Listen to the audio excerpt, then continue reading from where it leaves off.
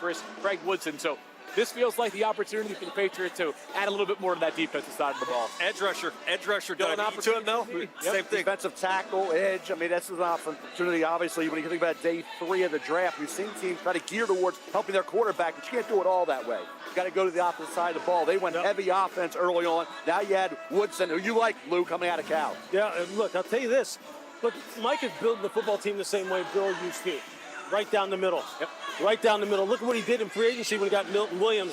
Then he supplements him with Harold Landry. He signed Robert Spillane. You know, it's following a formula. Take care of the offensive line. This is team building 101. We'll see if all the players pan out the way you want them to, but it's team building 101. You know, those two skill guys they added on day 2, Reese, Travion Henderson and then Kyle Williams, allowed the Patriots to every so often just hit quarterback.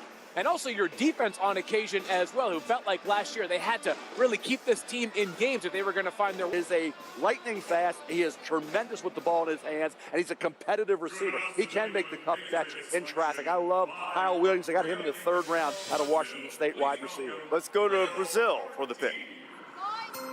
Flamengo and the Brazil national soccer team, proudly representing Pets Nation from the beautiful city of Rio de Janeiro in Brazil.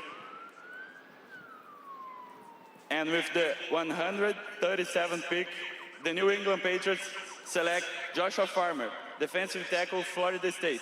Go Pats!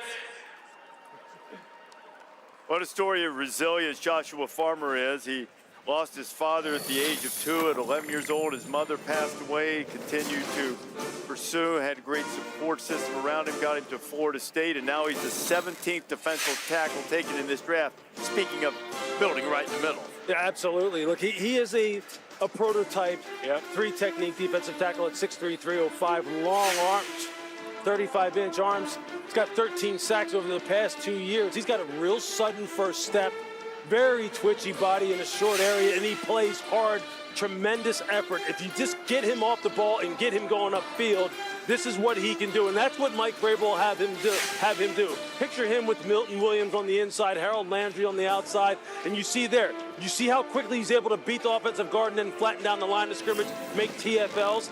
This is a nice value pick, a guy with a nice body type, long arms, twitchy body. That's what you're looking for. Other than Shedeur Sanders, this is the highest rated player remaining on my board at 73rd overall was Joshua Farmer, the kind of guy that the flashes were just outstanding. He wanted a little bit more consistently. Let's look at the ecosystem he is now going to in New England. Of course, Milton Williams is going to play an expanded role compared to where he was in Philadelphia. But on top of that, they already have another investment at defensive tackle in Christian Barmore, who they expect a big bounce back year coming back from that health scare he dealt with for much of last season. All of a sudden, they have layers of depth. Recall that while they did spend big money on both Barmore and more recently Milton Williams, Mike Vrabel has always wanted to have